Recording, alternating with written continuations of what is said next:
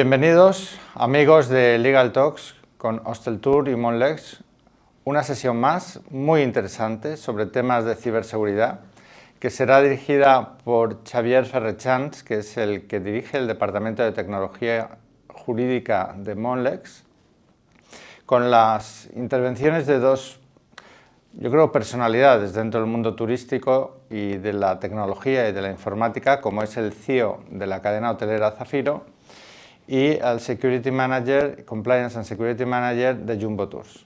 No se lo pierdan. Antes, una vez más, voy a tomarme la libertad de darles mi opinión legal sobre cuestiones de máxima actualidad.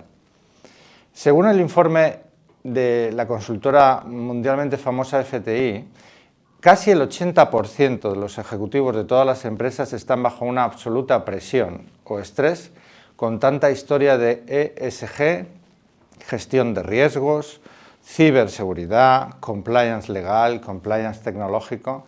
Nos han inundado las normas que tienen un origen anglosajón, que han sido asumidas absolutamente por la Unión Europea y que se están desplegando en todo el mundo empresarial, como ustedes saben.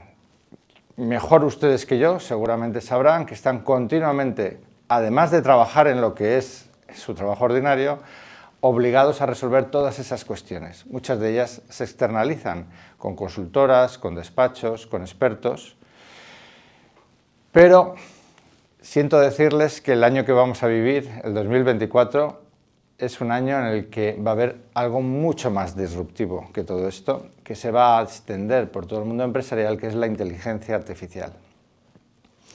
El reglamento de la Unión Europea sobre inteligencia artificial, que habrán escuchado o leído en los periódicos recientemente, es algo que se nos va a imponer dentro de muy poco. Lo que ha habido por ahora, ha habido en Europa, entre la Comisión Europea y el Parlamento Europeo, un acuerdo provisional que se tiene que desarrollar y convertir en un reglamento. La inteligencia artificial afecta a todo, ya está afectando a casi todos los sectores empresariales y a todos los departamentos de una empresa.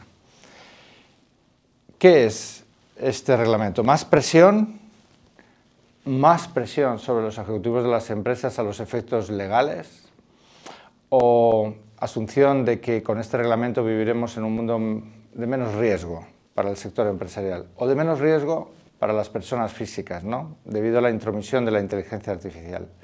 Pues bien, por ahora están negociando ese texto. Lo que sí les podemos decir es que, en primer lugar, van a separar lo que es software, simple software, de lo que es inteligencia artificial, porque llevamos muchos años desarrollando software y ahora hablamos de inteligencia artificial y hay que ver el reglamento a qué se va a aplicar realmente.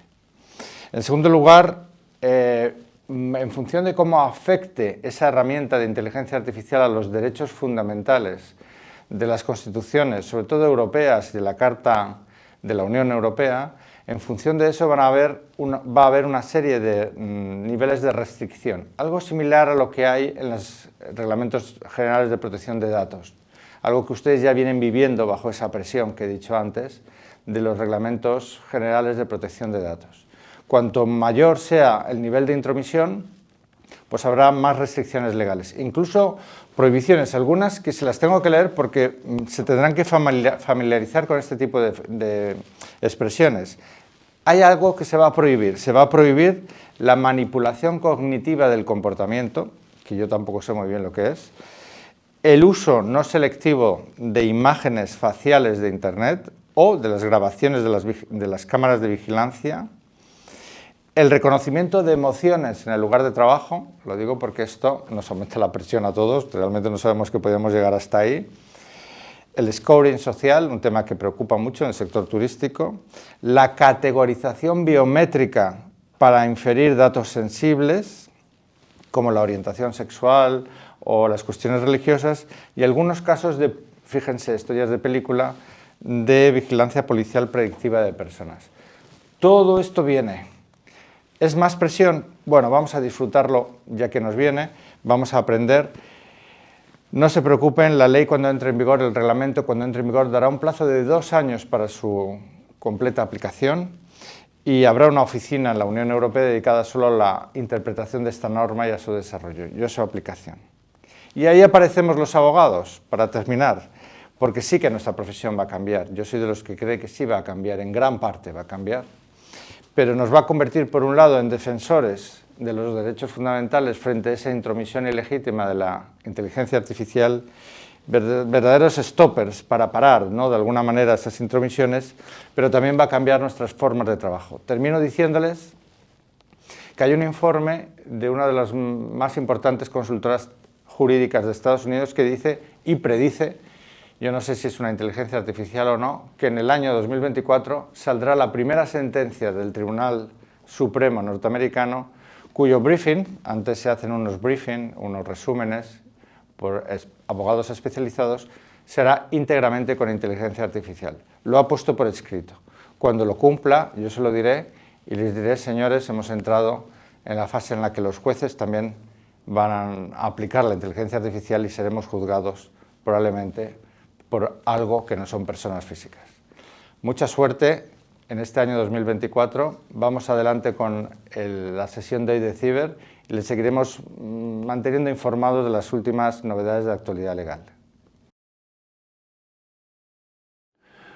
Hola y bienvenidos a un nuevo episodio de Legal Talks de Mondelez con un agradecimiento especial a Hosteltour por permitirnos hacer este espacio. Y hoy ya vamos a hablar de un tema de tremenda actualidad, que son los incidentes de seguridad que están acechando a todas las empresas del sector de la hostelería. Pero no tanto de la perspectiva de los incidentes por cómo suceden o cuál es su origen, sino qué sucede desde dentro de las empresas, cómo se gestionan, qué debe hacer una empresa y, sobre todo en esos momentos delicados, cómo tienen que reaccionar. Y para ello pues tenemos dos referentes del sector que nos explicarán un poco su perspectiva y sus experiencias. Y bueno, a mi izquierda tengo a José Chávez. Hola, bienvenido. Es el director de seguridad de la información y compliance de Jumbo Tours Group. Muchas gracias por venir, José. Gracias. Y a mi derecha tengo a Joan Fornés, CEO de Zafiro Hotels. Muchas gracias, Joan, por venir. Gracias por la invitación. Y bueno, lo que haremos es preguntarles un poco cómo ven esta problemática y cómo se gestiona desde el punto de vista de una empresa como la que tienen, que son referentes del sector. Joan, si te parece, pues podríamos empezar un poco hablando de cómo se gestionan los incidentes de seguridad y, si me permitís, hablando de incidentes en general, no ciberincidentes, que ahora parece que es lo que está más de moda, sino incidentes en general. Bueno, la parte más importante es el proceso de detección, ¿no? Si nos movemos en el ambiente de problemas de seguridad, ¿no?, de brechas que hayan podido salir, la parte más importante es detectar el momento en que se produjeron, ¿no? Porque el plazo que han tenido en este caso los ciberdelincuentes, ¿no?, para preparar ese ciberataque es lo que da un poco de idea de la dimensión del problema, ¿no? Entonces, la primera parte sería, obviamente, detectar en el momento en que se produjo, y a partir de aquí hacer un poco la auditoría de los sistemas que se han visto afectados. Como decía, ese tiempo de preparación siempre es directamente relacionado con la proporción del daño que habrán hecho, ¿no? No sé si en el caso de ejemplos muy claros, cuando un ataque de ransomware, que sería el típico secuestro de equipos, ¿no?, donde el usuario no puede utilizar los equipos porque han sido, digámoslo así, secuestrados, palabra inglés, es cierto que la profundidad del ataque, hasta donde han podido llegar, directamente relacionado con el tiempo, y no tienen prisa, no tienen prisa en atacar. Calculan perfectamente si la empresa está abierta los fines de semana para realizar un ataque, por ejemplo, en fin de semana, que es cuando nadie está presente físicamente para poder hacerlo. Sí, muchas veces es el viernes a última hora. Generalmente les encanta a los atacantes para aprovechar pues la laguna esa de falta de... Claro. De gente y del fin de semana que viene.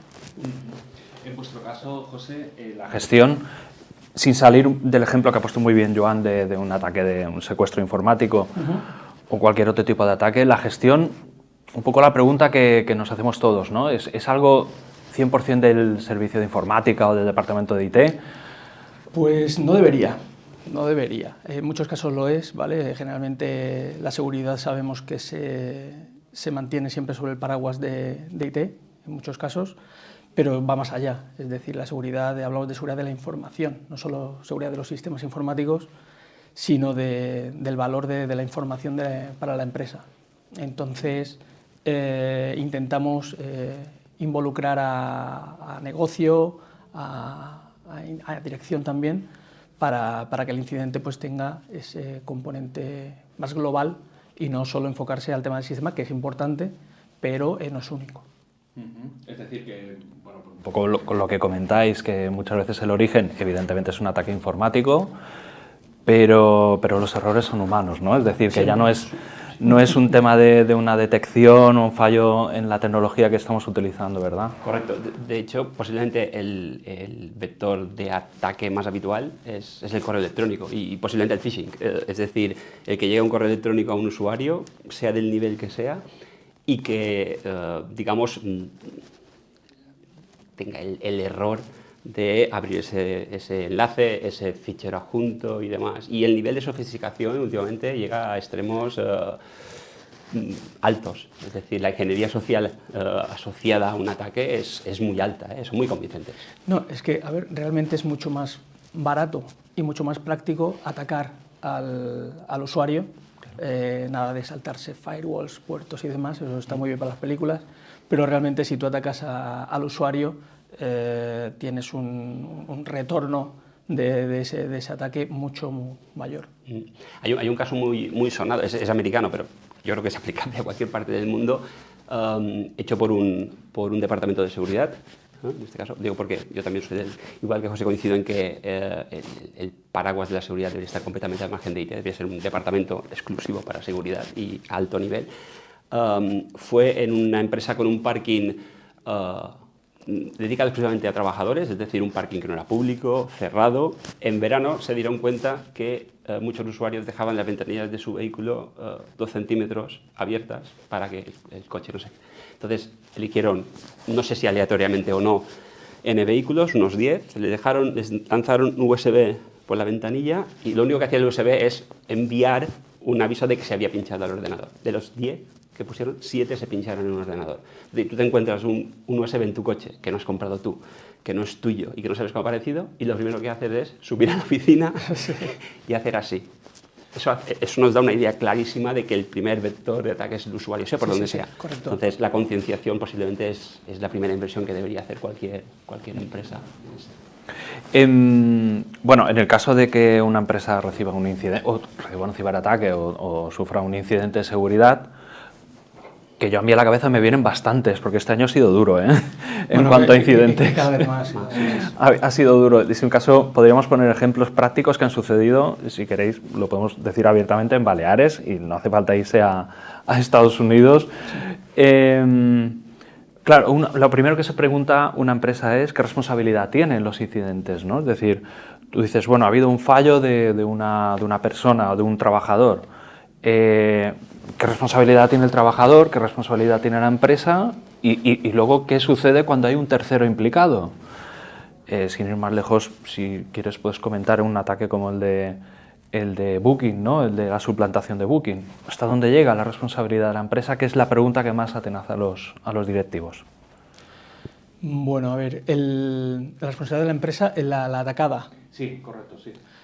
A ver, la atacada tiene que gestionar el incidente, ¿vale? Es decir, tiene que ser responsable en cuanto a llevar acciones a cabo, una investigación, una recopilación de información, intentar mitigar lo posible el incidente y a partir de ahí pues poder detectar si ha habido terceros involucrados o proveedores. Por ejemplo, la famosa cadena de suministro es un problema que ahora nos encontramos muchos porque, claro, hoy en día todos usamos servicios de terceros, todos. Entonces, hay que preocuparse por la seguridad de esos terceros también.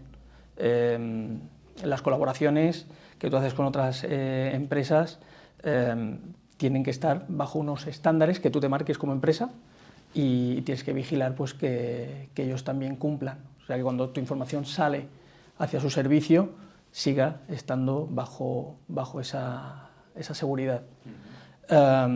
Luego, claro, ese análisis pues luego te puede dar la oportunidad de hablar con el tercero y con cierta información ya recopilada, pues no exigir, pero sí al menos comentar el incidente, confirmarlo con ellos el incidente y a partir de ahí pues a lo mejor abrir otra investigación.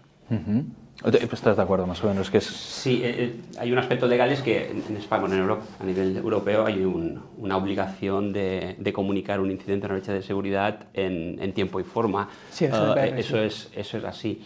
De hecho, incluso se aprovecha esta situación por parte del atacante. Es decir, ahora mismo hay un juego doble de pedir dinero para recuperar la información, pero sin la presión que provoque esa reacción dentro del plazo que creo recordar son de 48 horas. Entonces, si tú excedes esas 48 horas, el atacante luego tiene dos vías de ataque. La de extorsionar por la recuperación de la información o extorsionar porque no has hecho una comunicación en tiempo y forma, y entonces la disyuntiva es: yo mismo, atacante, te denuncio a ti por no haber comunicado en tiempo y forma, y entonces tienes que elegir entre una multa de 300.000 euros o pagarme a mí 40 o 50 como te estoy pidiendo. Es decir, que la sofisticación llega a un punto de... No son aficionados, entonces saben muy bien lo que están haciendo para nada. Y consiguen el objetivo por muchas vías, ¿no? Sí, sí. Luego hay que ver la responsabilidad que tenga cada uno internamente, es decir, eso ya dependerá de la estructura de la empresa es decir, a una persona a la que tú no has formado nunca y que ha abierto un adjunto en un correo electrónico altamente sospechoso, si tú no lo has formado nunca, difícilmente le podrás exigir nada.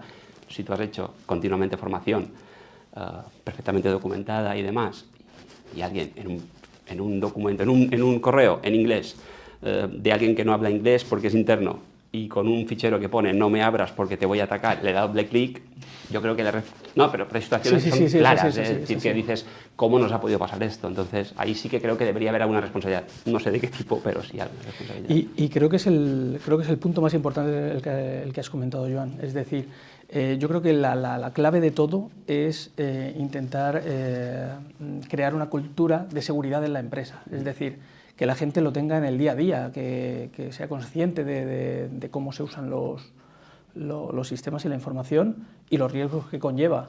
Claro. Muchas veces se invierte mucho en soluciones, herramientas y demás que están bien, ¿vale? Hacen su cometido. Correcto. Pero si el usuario, si el empleado no tiene ese barniz de seguridad en el día a día del trabajo, nada sirve. Y de hecho, bueno, estáis hablando mucho de trabajadores y trabajadores, ¿no? De personas. Sí, al final. Efectivamente, pero ¿qué pasa con los directivos? Es decir, todos sabemos que los directivos, pues por el hecho de serlo ya, pues como que tienen cierta gula, ¿no?, a la hora de actuar con los sistemas, y parece que en general ciertas políticas de seguridad no les aplican a ellos por ser directivos, ¿no? Entonces, ¿consideráis que es uno de los vectores también de ataque o bueno, sigue siendo el empleado, digamos, más raso? Yo creo que no tanto que se les ataque directamente a ellos, pero sí, bueno, existe el famoso ataque del CEO, que realmente no están atacando al CEO, están atacando a un tercero. Correcto. Y hacen una impersonalización de ese CEO, de un C-level, para que el atacado crea que está directamente informado por ese CEO y dé por hecho, por ejemplo, la típica transferencia y demás, ¿no? Entonces, en nuestro caso tengo que decir que hay mucha concienciación. Lo que cuesta no es tanto, tal vez, concienciar, es decir, ellos entienden que hay un problema. Además, yo creo que si no estoy en comidas de CEOs, pero seguro que este tema sale en muchas comidas, ¿no? Típica empresa que todos conocemos que ha sido atacada, pues se sabe, al final no es tampoco ningún secreto, ¿no? Es más que entiendan la dimensión. A veces ellos lo focalizan mucho a que compraremos esto, compraremos esta solución, un anti-spam, un antivirus. Ellos eso lo ven, pero cuando yo he tenido que luchar con cosas tan sencillas como, está muy bien que invirtamos en muchas cosas, pero yo no puedo ir a un hotel y encontrarme con que el lugar físico donde hay un rack con un equipo de comunicaciones está en un sitio que supuestamente está cerrado, pero como coincide que es compartido, porque eso nos pasa mucho, porque los espacios no son muy caros, entonces se comparten, coincide en que ahí hay algo que alguien entra y sale, y por comodidad acaba, poniendo algo en la puerta para que no se cierre, porque entra 5 veces en el día, ¿no?, y esa puerta no queda cerrada. Claro, eso es complicado que pase alguien, pero eso no debería pasar nunca. Es decir, Correcto. si tú entras en una habitación para limpiarla y tienes que poner una tarjeta para entrar en una habitación donde hay algo que no debería estar abierto al público, también tienes que ponerla. Entonces, cosas que parecen muy básicas, esas son más complicadas de entender. Ya, es que la gente entra muchas veces. Muchas son 5 en un día. Tampoco es tanto. Entonces, Sí. En el caso de, bueno, también has comentado antes que, bueno, que se están creando departamentos de ciberseguridad en las grandes empresas. Eso entiendo yo que significa pues, que hay una mayor concienciación, digamos, en las empresas en cuanto a todo lo que son incidentes de seguridad. ¿Creéis que hay alguna persona dentro de la organización que sea la indicada para gestionar todo esto, tanto si existe como si no existe en vuestra empresa? Es decir, si consideráis que hay un rol específico. Bueno, dentro de lo que serían eso llamado C-Level, existe la figura del CISO. Yo creo que todo el mundo ya hoy en día, dentro del mundo de la tecnología, ha oído hablar de los CISOs, se llaman CISOs, responsables de seguridad y demás. Yo creo que es una figura esencial, ¿no? Ahí está José para confirmarlo. Sí, a ver, sí, efectivamente. Es necesario tener a alguien formado en seguridad en la empresa, ¿vale? Porque al final es un tema crítico, ¿vale? O puede llegar a ser crítico. El tema de los CISOs, sí, efectivamente, quien más, quien menos, tiene su responsable.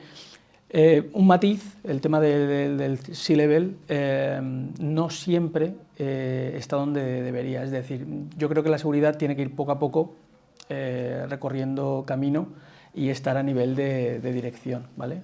O sea, debería estar como una dirección más de la empresa, y no siempre es así.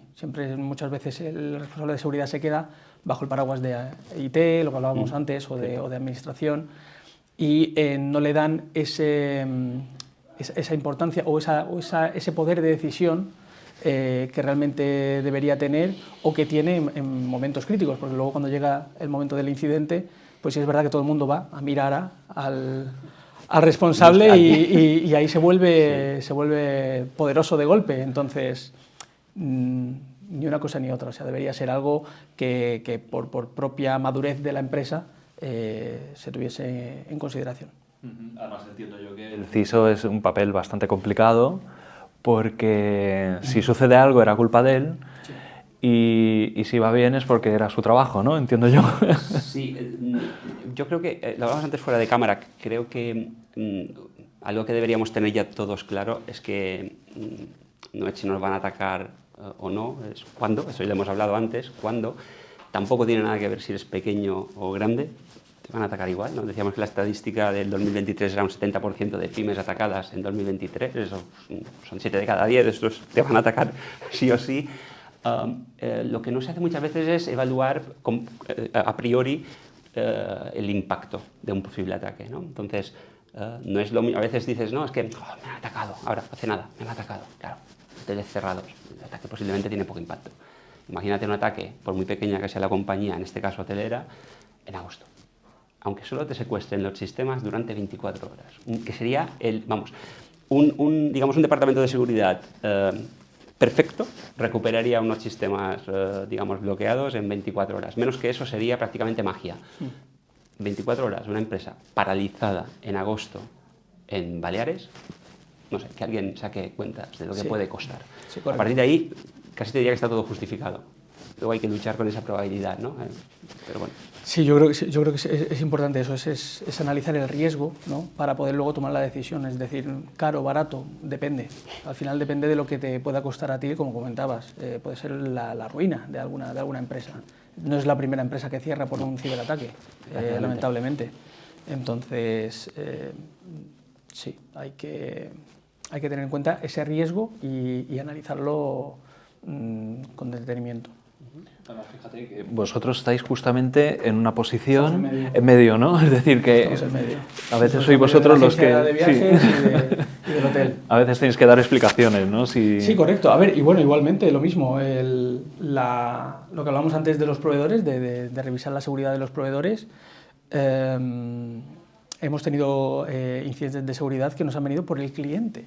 Es decir, la agencia de viajes cliente ha tenido un fallo de seguridad, le han recopilado una serie de credenciales y ha estado haciendo uso de nuestro sistema de forma totalmente normal, es decir, por nuestra parte no ha habido ningún problema, pero la credencial estaba ya sustraída. Entonces, a los clientes también, pues de vez en cuando les decimos que bueno, claro, nosotros podemos ayudarles en la seguridad, pero ellos también tienen que tener esa concienciación. Claro, o sea, es que estamos hablando de un tipo de incidente que ya no viene de fuera, es decir, que alguien intenta robar o bueno, hackear, digamos, los sistemas, sino estamos hablando de gente de dentro que está aprovechando los sistemas para... Los famosos insiders. Sí, ¿no? Sí. Bueno, esto es un problema muy interesante porque ahí se abre un nuevo vector que todavía no está muy claro cómo acatar, porque, claro, incluso ha habido casos de pago. O sea, ha habido casos de pagar a insiders, a personas, de decirle, oye, toma dinero por enchufarme este USB, por meterte en este sitio e infectar un equipo, luego ya yo seguiré. Y esto está pasando. Esto la gente se cree que a veces es ciencia ficción, pero... Películas, ¿no? Es cierto, además, esa parte, digamos, que hablábamos antes de que no todo es tecnología, es decir, antes lo comentábamos, dice, hay sectores, casi parecen, están organizadas como empresas, dice, hay sectores dentro del malware simplemente dedicados a encontrar insiders, se llaman brokers de insiders, es decir, oye, tienes a un insider, estoy inventando y haciendo película, en la NASA, que sería un poco película, ¿no? Pero no hace falta que sea NASA, pues es una empresa mucho más pequeña. Entonces, como se localicen estos insiders a través de ingeniería social, al final no soy yo que me ofrezco como insider, es que ellos acaban sabiendo que alguien que está en tal empresa es vulnerable porque da igual, el motivo será está a punto de despedirlo, se ha sabido que está incómodo, que va a cambiar de trabajo, es decir, alguna detección que dice, mira, esta persona es posiblemente tal, y ahí hay dinero, siempre hay dinero. Sí, bueno, como comentabas antes, el tema de la ciberseguridad no es un tema de tres aficionados, o sea, hay grupos totalmente organizados, profesionalizados. De hecho, el otro día leía que ya estaba, no sé si era entre los 3 negocios más lucrativos ya en cuanto a narcotráfico y demás a esa altura, y es algo pues que hay que empezar a darle la importancia que tiene. Muy bien, pues agradeceros muchísimo haber estado aquí, Joan y José. La verdad es que ha sido súper interesante. Bueno, yo creo que las consecuencias de unos incidentes creo que han quedado perfectamente plasmadas y además, bueno, como conclusión el hecho de que los incidentes no es un asunto 100% de IT, que es una parte muy importante dentro de la gestión de un incidente, pero que están muchos otros departamentos implicados, como puede ser el legal, como puede ser la propia dirección, y bueno, en un principio no queríamos dar miedo, pero yo ahora mismo me he quedado un poco frío, ¿no? Con tanta... Un poquito de miedo no es malo. Sí. No es malo. Así que, de nuevo, muchas gracias y gracias a ustedes y bueno, nos vemos en el próximo episodio. Gracias.